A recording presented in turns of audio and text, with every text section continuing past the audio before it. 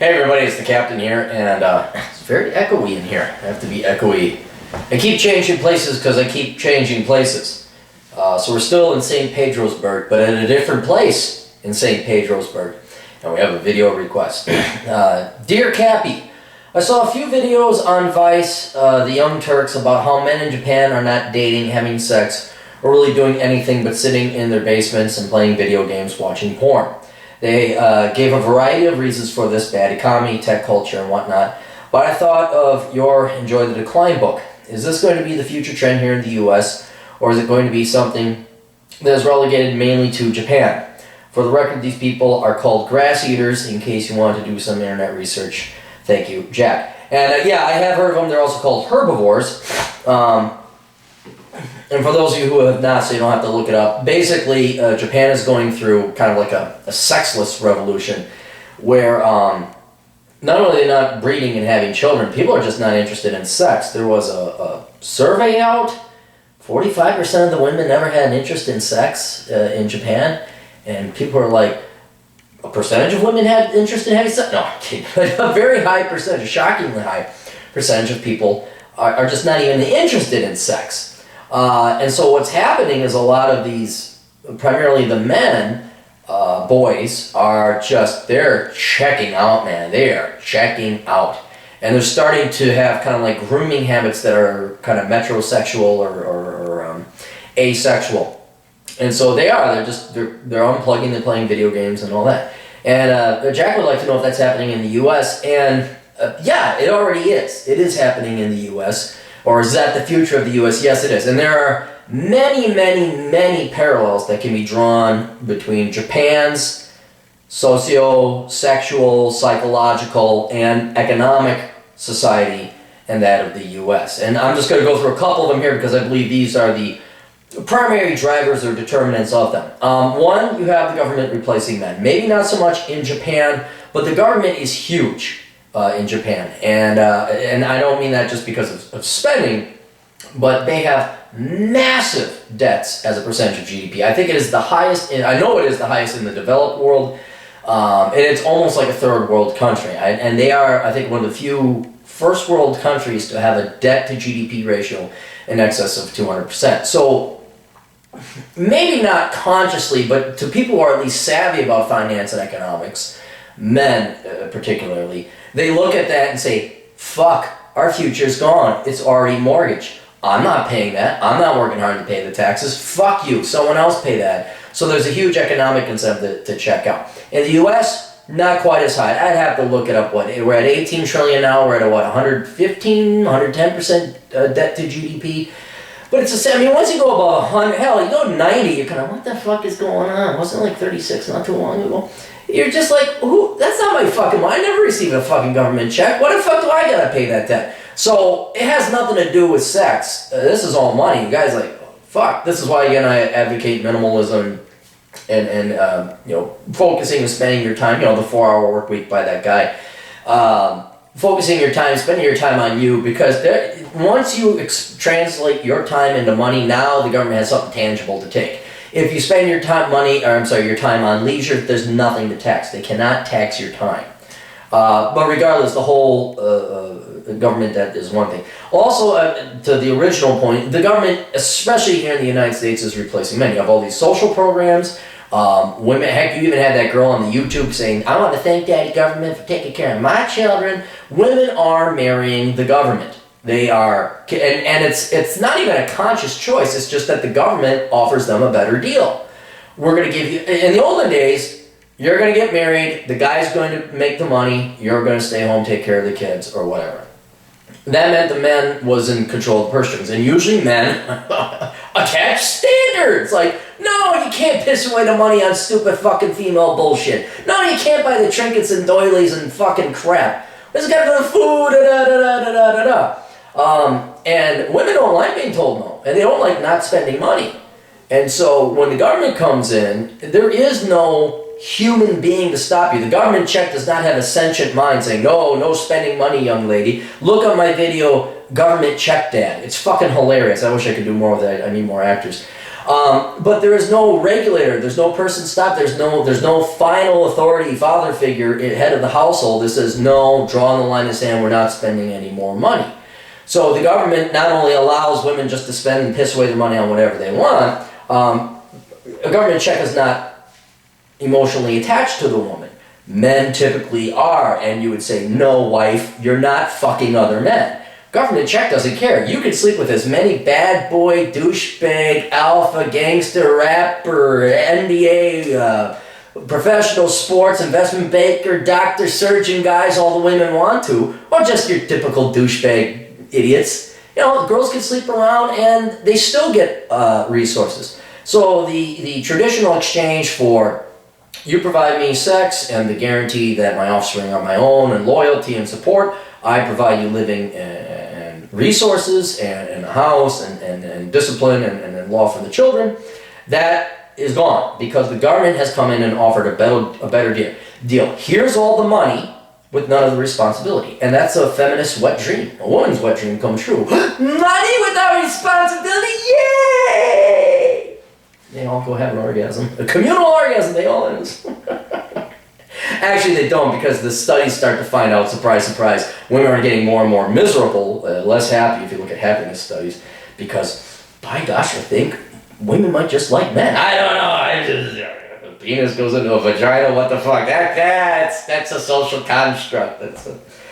So, in that regard, yes, you have the government replacing men in both countries. And so, that makes it harder for men to compete because women don't have to. They have a much higher standard. I wrote in Bachelor Pad Economics. I got a video. I did Bachelor Pad Theater, and I read an excerpt where it's like, how does the black guy compete against Barack Obama?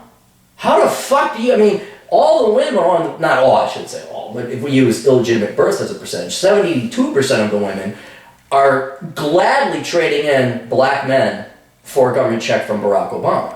And so that competition, you have to compete so much, you have to be so much richer, so much, and he better have and you know, and white girls are doing it too, don't worry, everyone's going downhill. No race is escaping this one.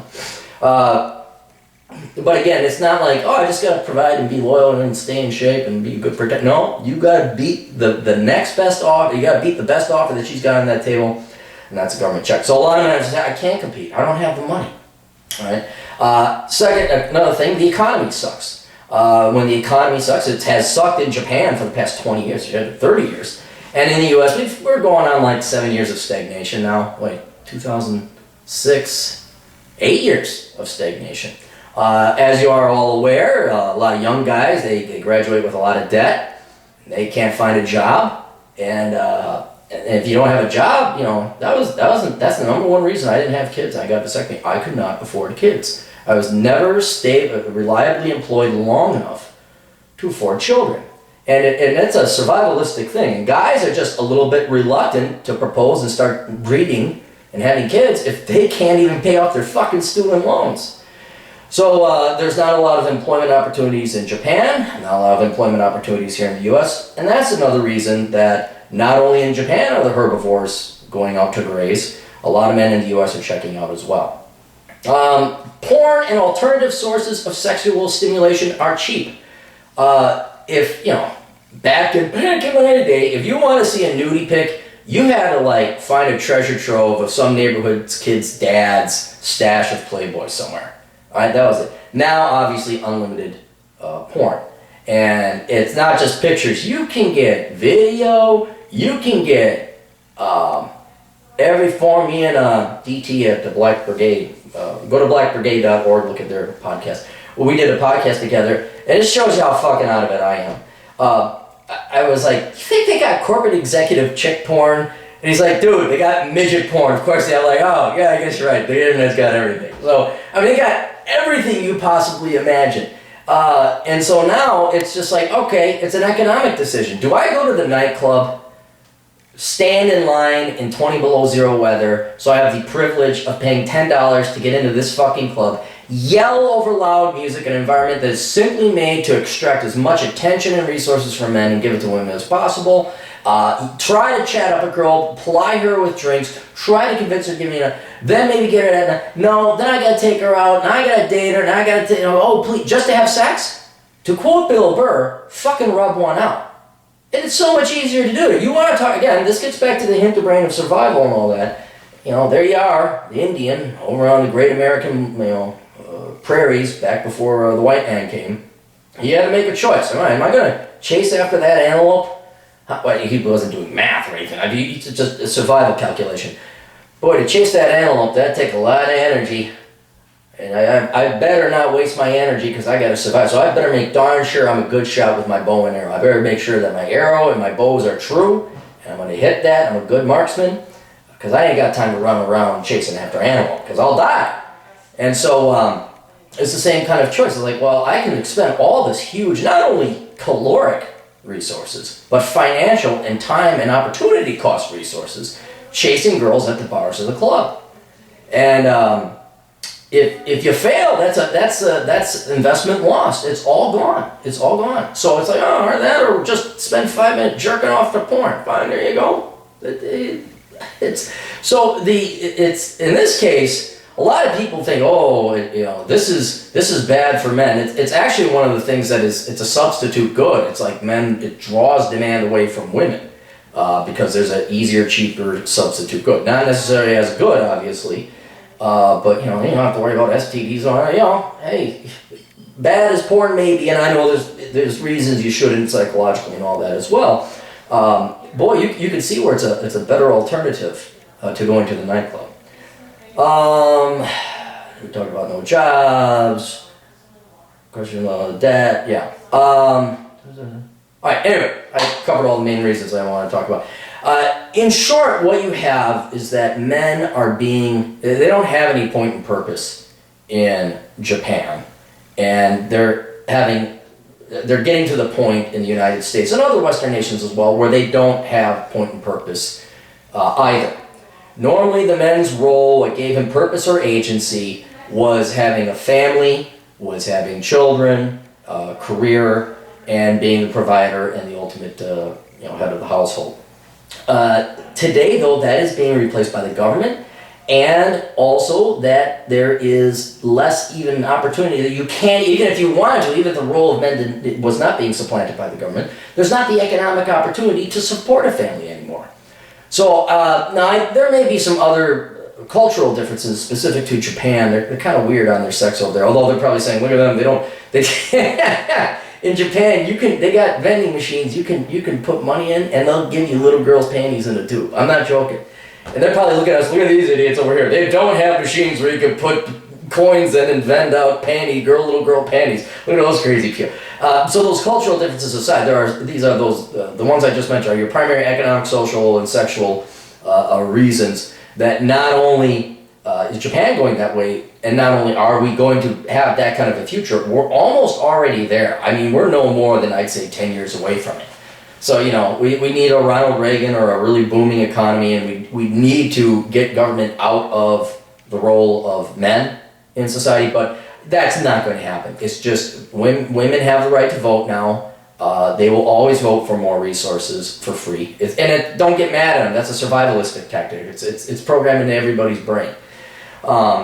You'd like to think people would be smart enough to override it and look at long-term consequences, but you're not going to undo that.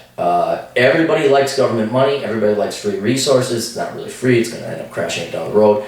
But when you replace half your population's point and purpose and half of the role with the government, what are those people supposed to do? Well, you know what? They are going to check out. They are going to go downstairs. They are going to play video games, and they are going to go and jerk off to porn. Because what else are you going to have them do? So of course, this is why we recommend, if you read MGTOW or whatever, Return of Kings, Art of Manliness, they don't recommend it. You go out, do your thing, man, whatever it is. Get a motorcycle ride, get a hobby, climb mountains, those are my preferred things. There's nothing wrong with girls, get a girlfriend, absolutely. But yeah, it's a problem that every guy's facing right now. Not going to face, you're facing it right now. And it's a problem that is just not going to go away. So at least at least you can psychologically prepare. But it sucks, it sucks having no point and purpose in life. It sucks like having girls rather go suck the metaphorical dick of a government check than go on a date with you because you ain't got, you better, and all that other shit. So, sorry, it's depressing, but that's the truth. Toodles.